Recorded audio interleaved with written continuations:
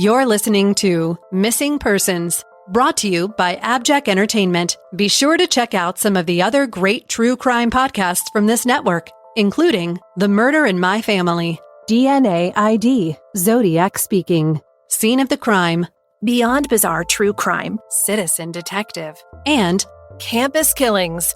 All of these podcasts are available for you to binge on right now, wherever you listen to podcasts. Subscribe where you're listening to this podcast so you don't miss an episode. The views and opinions expressed by guests on this podcast do not necessarily represent those of the podcast, its creators, or sponsors.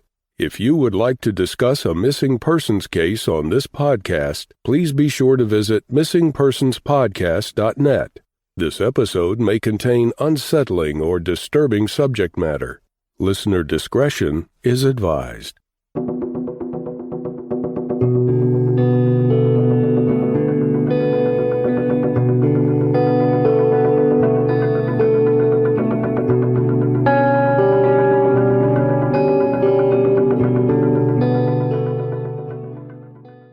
Welcome to Missing Persons, a podcast dedicated to spreading the word about people who have vanished under mysterious or unexplained circumstances and the family members who are looking for answers.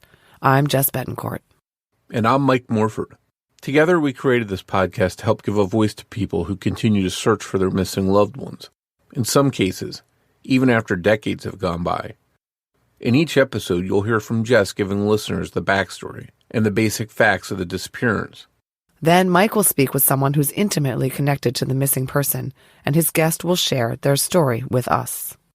Please stay tuned at the conclusion of this episode to hear about our Patreon program and our commitment to help find people who have gone missing. We'll also share with you where you can find more information and how you can join our team and help our efforts. You'll get recommendations for other podcasts we think you'll enjoy and more. So sit back and enjoy this episode, and who knows, maybe you can help us find someone who's missing. Toby Anderson is a missing 16-year-old boy who was last known to be in Selma, Oregon in November 1986. Toby was born on December 18, 1969 in Bell, Texas. He was the oldest of 3 children. His siblings were Marcy and Randy. Everyone recalls Toby as being a sweet-natured, quiet boy who was a normal, fun-loving kid when people got to know him. Toby's family moved to Fortuna, California, where his father was from. His parents divorced, and Toby and his stepfather, his mother's new husband, clashed. Toby got in trouble and was sent at age 11 or 12 to live in a juvenile facility in California. He spent approximately 2 years there and was released into the care of an uncle, his mother's brother, Randy. Randy took Toby to Selma, Oregon to live with the family of Toby's father's brother, his uncle Almer Willis Wright, who went by Billy. Wright had his own family, including a wife and juvenile daughters. Toby was to live with the Wrights and help out around their 5-acre property when he wasn't at school. Toby was enrolled in the local high school, Illinois Valley High, starting in February 1986. He was also enrolled there the following fall, until November. At that time, his uncle Billy Wright informed the school that Toby had gone back to California to live with his father, but that was not true. It took a while before Toby's family realized that he was missing. It's unclear exactly what Billy Wright told Toby's father at the time about Billy's whereabouts, but it is believed that he said that Toby ran away. The police categorized Toby as a runaway and told Toby's father that he would turn up eventually. In 1987, Toby's father traveled the country looking for his son, going from relative to relative throughout Missouri, Arkansas, and Oregon. No one had heard from Toby. Toby's dad eventually passed away, and for a time, no one was looking for his son. Our guest today, Denise McGarity, is Toby's first cousin. Her mother and Toby's father are siblings. The family was not close, as Toby lived in California while Denise and her family lived in St. Louis. But Denise, who was 11 at the time, remembers Toby's dad, her uncle, coming to stay with them and saying he was looking for Toby. As an adult, Denise reconnected with her cousin Marcy, Toby's sister. She learned that the family had never located Toby.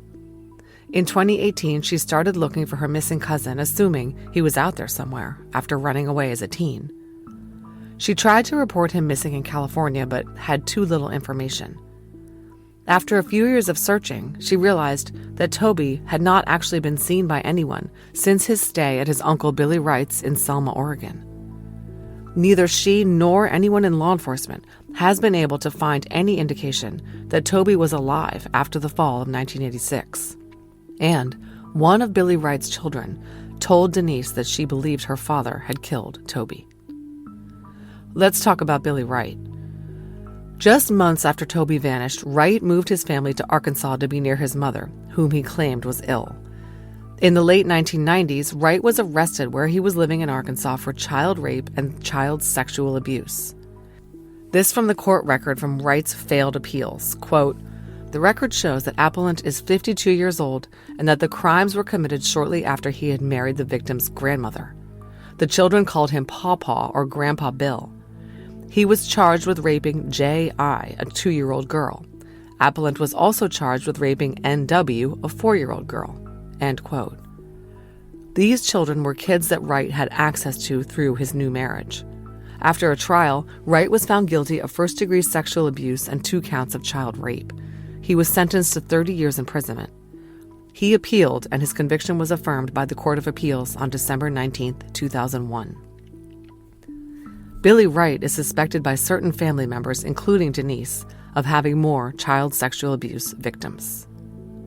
When Denise learned about Billy Wright's horrific criminal history of child rape and that he was still in prison, she wrote to him asking for information about what had happened to her cousin Toby. He actually answered her letters and made all sorts of excuses for what had happened to Toby. We aren't going to get into the lies this man told about Toby, but he attempted to shift the blame onto the teenager for molesting Wright's daughters. He told Denise that after he found that out, he dropped Toby off at either the police station or juvenile facility in or near Cave Junction, Oregon. He claimed not to be able to remember which one. However, neither agency has any record of Toby, and police have told Denise that had Toby been dropped off at the police station or juvenile hall as Wright claimed, a report would have been filed and Toby's parents would have been contacted. In an even more disturbing letter, Wright suggested that Toby might be dead, and if he died, it was from a blow to the head. He also hinted that Toby was buried in a hill. His letters all told different, vague stories about the fate of Toby Anderson, none of which can be verified. Denise discovered that the rental home Wright and his family were living in Selma, where Toby was staying, includes a large hill behind the house on the property. She has worked with the Oregon State Police to try to arrange for a search of this property. Denise gathered the funds to pay for a cadaver dog search and got it greenlighted by law enforcement, but the current landowners refused to permit the search to proceed. They retained attorneys to prevent Denise from contacting them. At this time, Denise is pushing the Oregon State Police to obtain a search warrant to mandate a search of the property. But this is an uphill battle absent tangible evidence of Toby being there. She plans to travel to attend the September 11, 2023 parole hearing for Billy Wright to speak out against his release. When Toby Anderson was last seen, he was 16 years old and he had brown hair and green eyes. He was about 5 foot 6 inches tall and weighed about 160 pounds. His case has been entered into NamUs, and DNA from his siblings has been submitted to law enforcement. Mike Morford sat down to talk with Denise McGarity, Toby Anderson's cousin, about that case. That conversation is coming up after a word from our sponsors.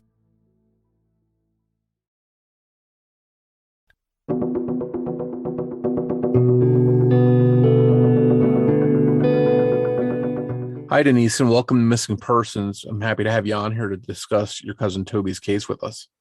Thank you for having me. Well, it's good to have you, and we're going to try and help you spread the word that your cousin is still missing. He's been missing since 1986, so we're coming up on, what is that, almost 40 years.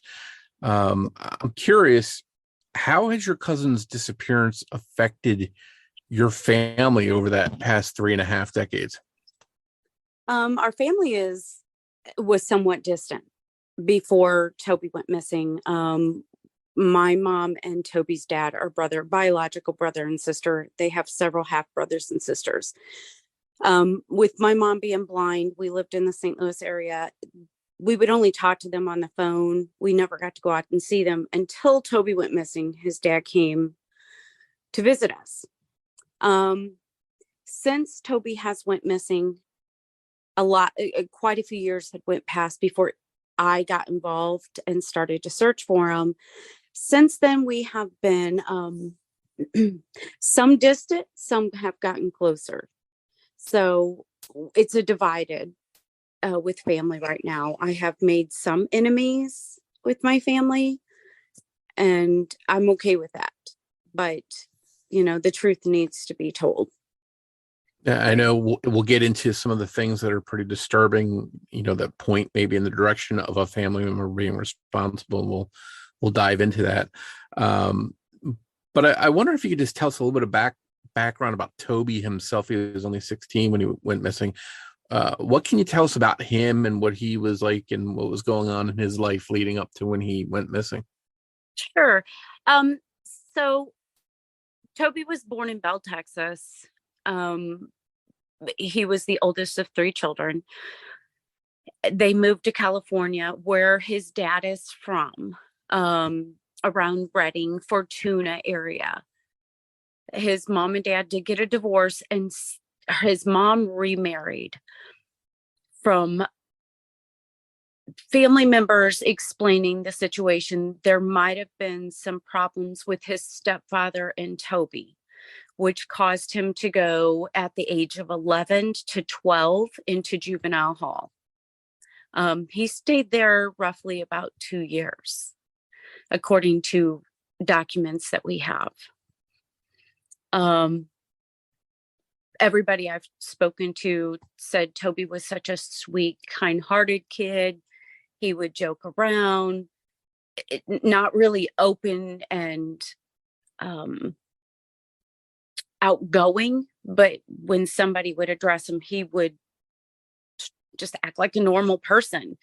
I have spoken recently to a high school classmates who said he was absolutely wonderful. He was just kind of distant, but once you got him to talk, he was just like every other kid. He smoked. He probably partied with kids. They never said he did, but I assume, being a teenager myself, you do have that in you. After the first 2 years of juvenile, Toby did some things wrong, which by standards today wouldn't be that bad. I know he did take his dad's car on a joyride, got in trouble, got put back into juvenile for another year when he was released. So as far as between the ages of 11 and 16, Toby did not really have a joyful life outside of juvenile hall. So he had a little bit of a rough path, with his, parents breaking up and then him sort of bouncing around to the juvenile hall. He came out, got into high school, and he wound up living with his uncle, Elmer Billy Wright. How did that come to be? How did he wind up living with him, and how long was he there?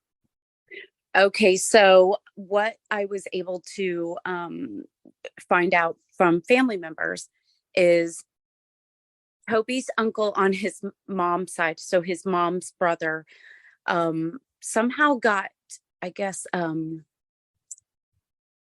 don't know if it was custody or how the court system would just let him go to his Uncle Randy out of juvenile hall. That Uncle Randy knew our uncle, Uncle Billy, and Randy, and I confirm this, is the one who took Toby to our Uncle Billy in Selma, Oregon, from what I understand, to help him out around their property. And do you know how long he was living there, and how was he doing there while he was there? Yes. So I was able to determine the dates of February of 1986. And after speaking to the school, the last date was at the beginning of November of 1986. So he did not live there very long. He did attend school, but he did not live there very long. Okay, so we're talking less than a year, maybe half a year, or something like that, or 3/4 of a year. Correct. Yeah, and that was one thing you mentioned. He was there. You mentioned November of '86, because I've seen some different estimates of when he went missing. I've seen, I think August, and then some that said September, October. But you're saying the school had, a record of him being there until November. Is that correct? Yes. So when I reported him first missing, which was 5-6 years ago, I honestly thought he was alive. That's what started my research. When I reported him missing, the Josephine County, we needed a date. And honestly, we couldn't figure out when he exactly went missing until we started digging into photos. And so we kind of rounded it out a date just to get it in the system so we could start having the police involved with the situation. So there was some dates of August 1988. I'm not sure where that exactly came from, because some of the dates were, I guess, mixed up within people putting out flyers. But I was able to confirm after I reported him missing by the school. I had to go through a lot of legal battles with that. They won't give me the exact date was his last day in school, but they did give it to the police. But they did tell me it was the beginning of November 1986. And they confirmed that our uncle signed him out, and in that statement of him signing him out said that he was moving back with his father. And I think it's important just to back up real quick for listeners. So you are the one that reported him missing, and this was years later. What year was this again? You reported him missing? It's been 5 years since I reported him missing. Okay, so like 2018. A couple things. So first of all, why had he never been reported missing, as far as you know? And then second of all, what made you get interested in his case to sort of pick up his cause and figure out what happened to him? Okay. So with the first question, the reason why is when he went missing, the police kind of declared him as a runaway and that he'll just come home.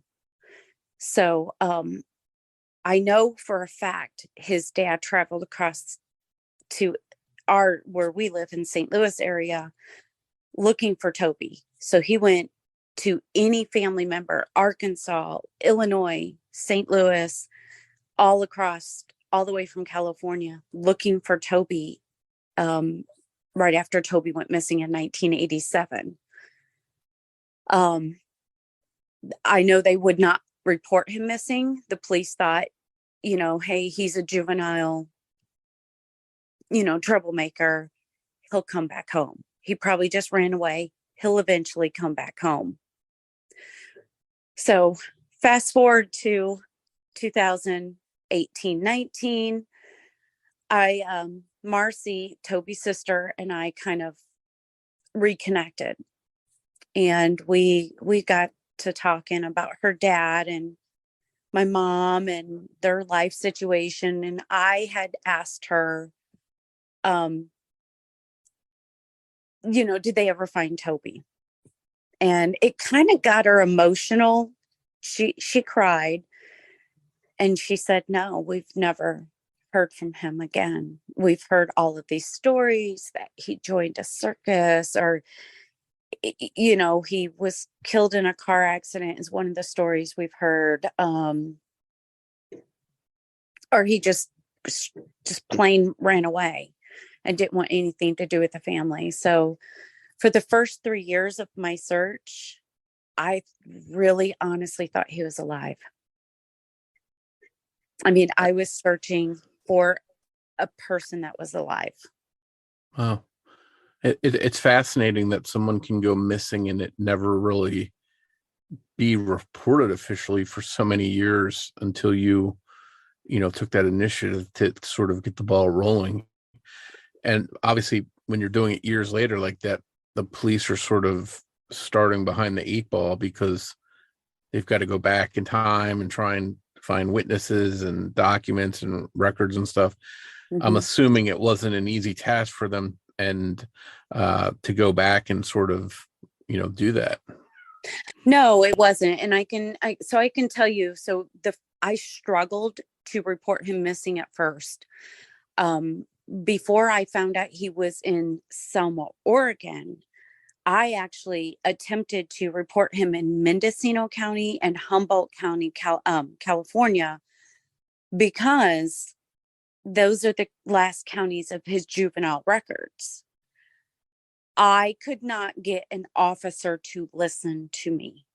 I could not, not at all. I would get very upset with them and tell them that they need to do their jobs.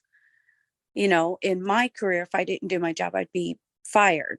I don't understand why, a 16-year-old who was in juvenile system and who should have been on probation and should have been verified. I really do blame the California system that dropped the ball, and they would not report him missing. They would not. It took me to make a family page of bringing Toby home and putting it in there before I found out he was in Oregon. I had no idea he was actually with our own uncle. And were you able to find this out because someone came forward with tips that helped you learn more information?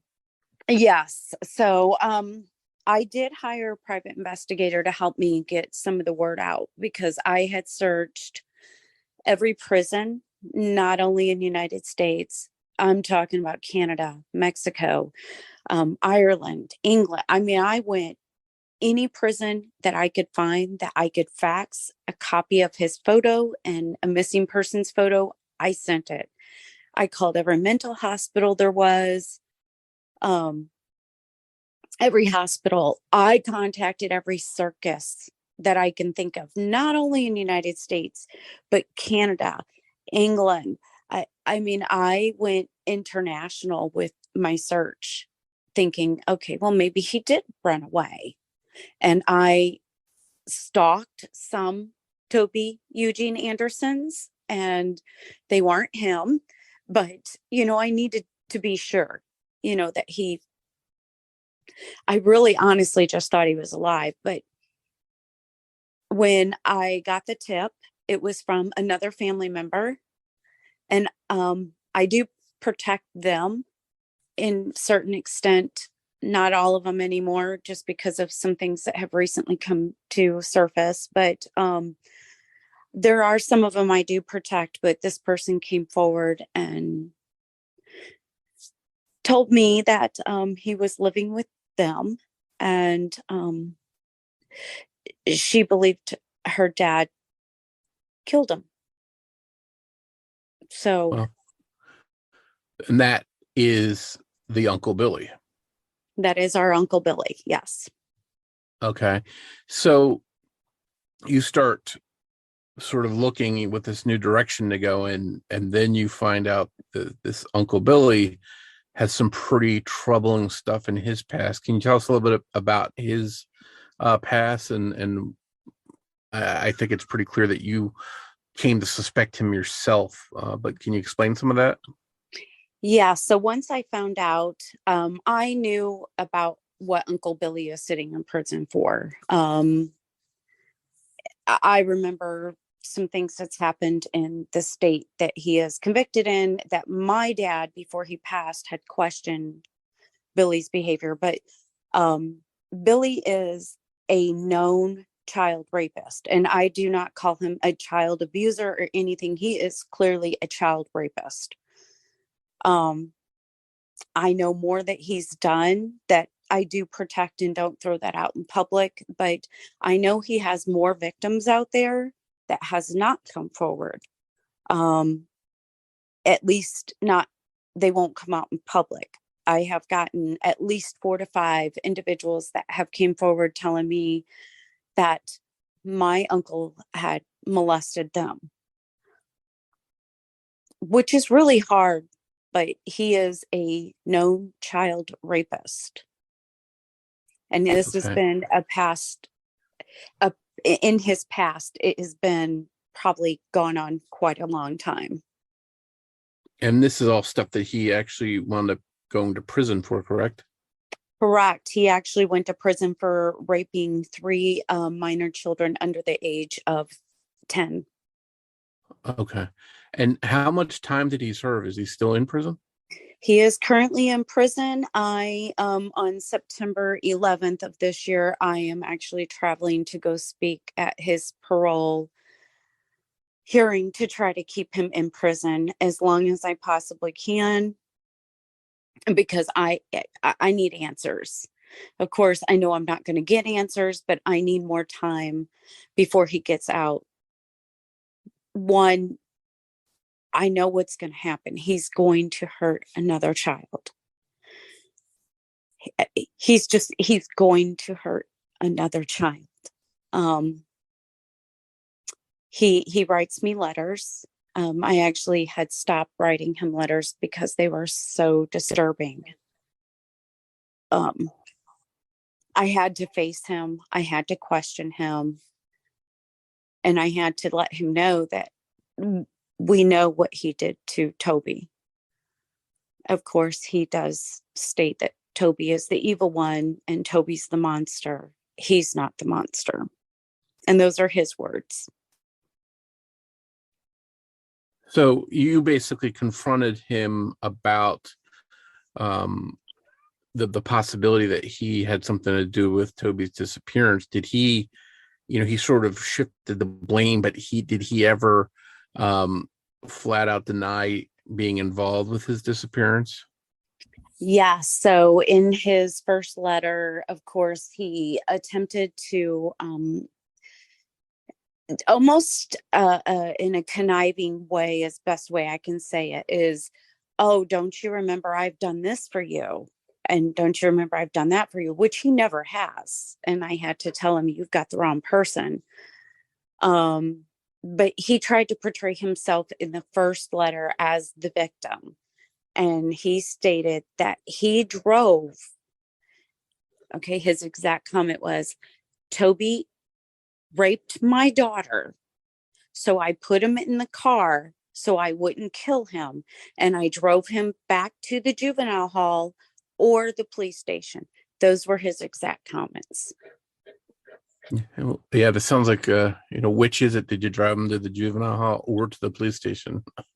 Yeah, so that was my next letter is, okay, well, which one did you do? Because if you drove him to Josephine County Police Department, I can tell you that would be on record. I can also tell you that the closest juvenile hall to that location would have been 4 to 5 hours away, and they would not. I've spoken to California's and I've spoken to Oregon's.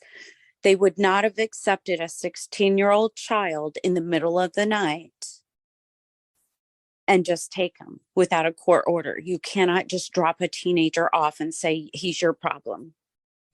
So the mixed stories that I've gotten from my uncle, that's where we're at right now, where his mixed stories are. So his stories, I know, have changed a little bit over the years. As far as him dropping off, where he dropped them off, and then obviously he said that he was sending them back to California, and I think you were pretty clear that Toby's dad had no idea that he was coming back to California. That was news to him. So essentially, the last person to have any kind of inkling where Toby was his uncle Billy, the same person that signed him out of school the last day he was there. And then after that, Toby sort of just disappears. Correct. Yeah. He has told us in the past, a story was that Toby just got mad at everybody one day and took off running. That's the story I was told for years.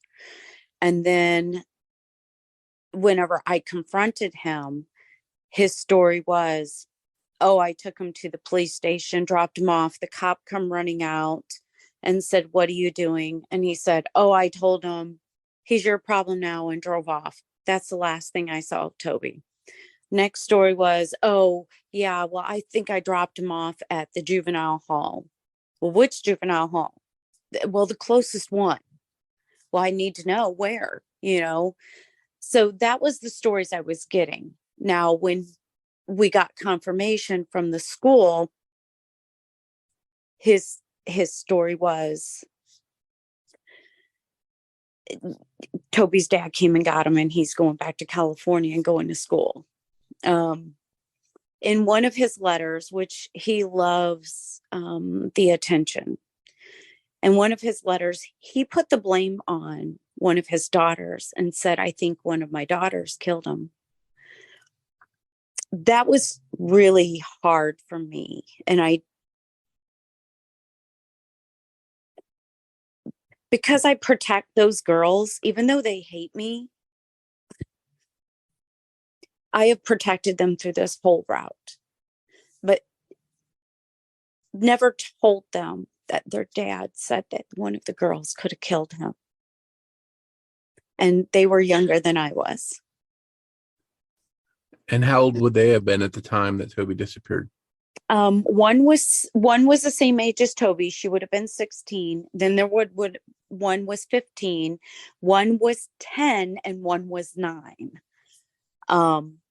There's 2 younger ones than I am, and then I was 11 when Toby went missing. And I know there was 2 the same age as my sisters, so they were older. So, and for him to say one of his daughters may have did it, now he's changing his story again because, well, which is it? Did one of the daughters kill him, or did you drive him away like you said you did? So it seems like there's more of a changing story on his part. There is. I mean, every letter that has been sent back to me has been something a little different. The only thing he has been consistent on is he is the innocent one. He is a victim. He has done nothing wrong. This is a man who sent me a document from what he's sitting in prison for, the raping of 3 minor kids. He sent me a document saying, look, my DNA doesn't match. So I sent it back to him, and I wrote him a letter, and I said, you must be pretty dumb. This just says that you did not give those children a sexually transmitted disease. This is not your DNA. Your DNA matched on those kids. I said, you might want to rethink of how you say things. So I was very ticked off that he sent me that, because those kids are victims. Those kids did not deserve to have that done to them. And that is actually public knowledge of what he has done. That's the hardest part. I still to this day have not read the whole thing. And so, here's this person that's got a changing story, a criminal background, terrible stuff he's done. And there's also a report that he made a threat against someone, telling them that they were going to put them in the hill the way like Toby was, or something along those lines. Can you talk a little bit more about that threat and who that was that Billy threatened? That was one of Billy's daughters that told me that she believes her dad killed Toby.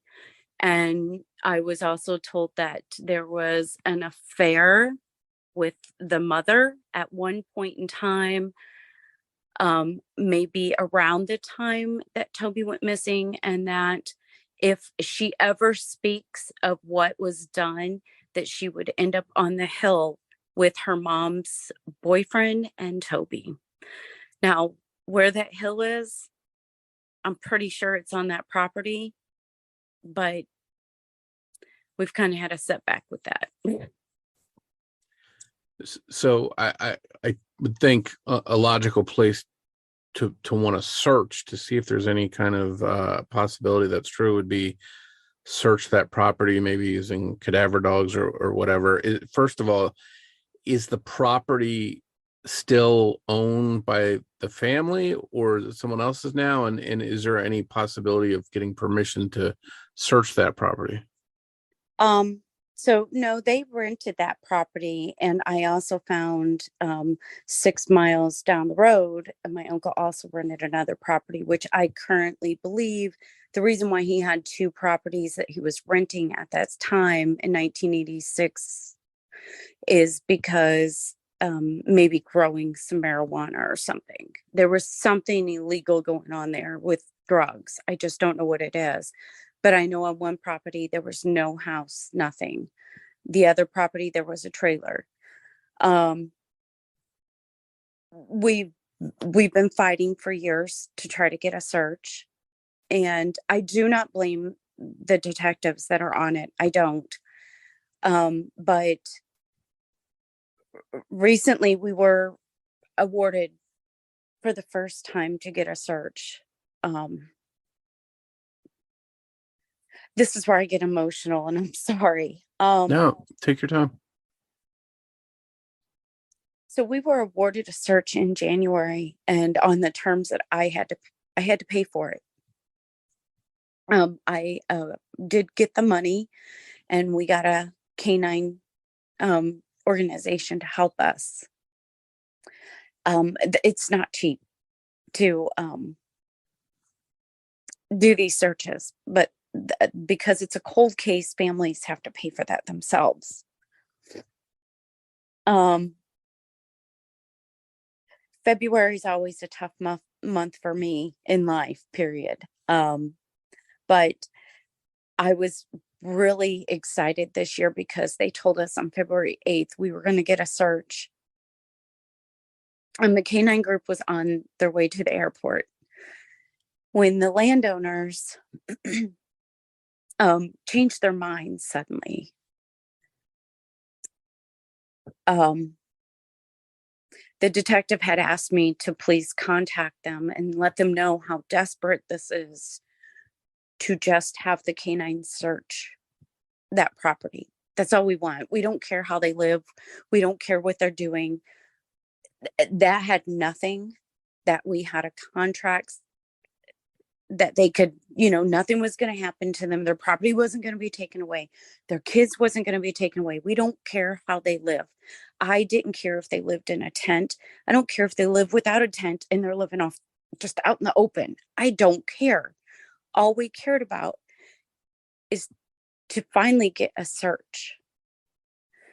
When I reached out to them, they weren't real pleasant about that. And, I was doing what the detective had asked me. And then they had an attorney call me and threaten me.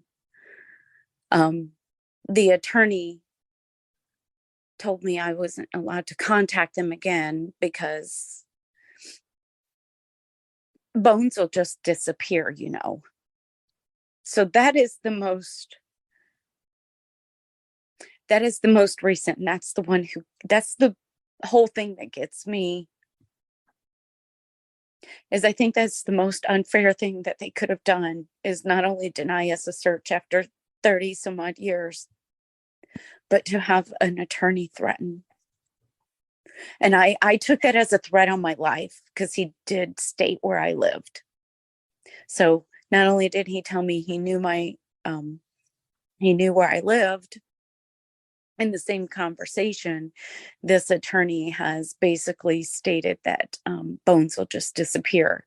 So I'm not sure if he means that Toby's bones are going to disappear, or that was a threat on my life. And of course, I have since February have been trying to contact an attorney in Oregon to help me get help with this, because right now that's our last hope, is to get this done, just a search. I mean, we even had a gift for that family. I had some extra money saved to give that family, and we were going to not only give them this money as a gratitude for letting us search, but we were going to help them out with whatever they needed. And we kind of got a slap in the face this year. That'd be a big letdown. It was a huge letdown. That could have been the worst timing, because that was the date that the day we were supposed to search was the day that Toby went to Oregon. And I thought, oh my gosh, we're going to find him after all this time. And he's going to get to go home with his dad, because his dad and mom have both passed away, but he's going to get to go home. And Marcy and Randy, Toby's brother and sister, are going to finally get answers.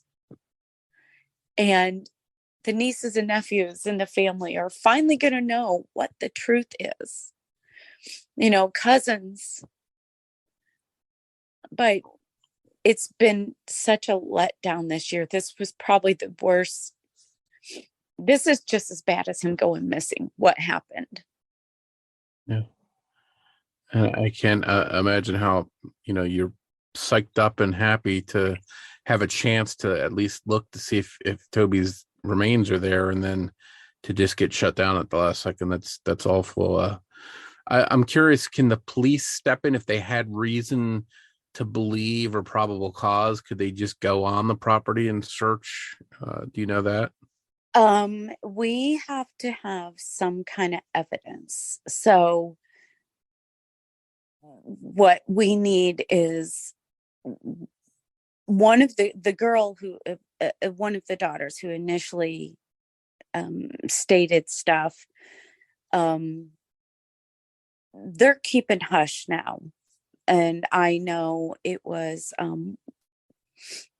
one of them hates me. She wrote me a really nasty letter, and that's okay. But I can't get any of them to answer. But what I need is some kind of proof that he could be on that property before we can get a search warrant. Will my uncle state it? I don't know. I'm hoping when I go and speak in September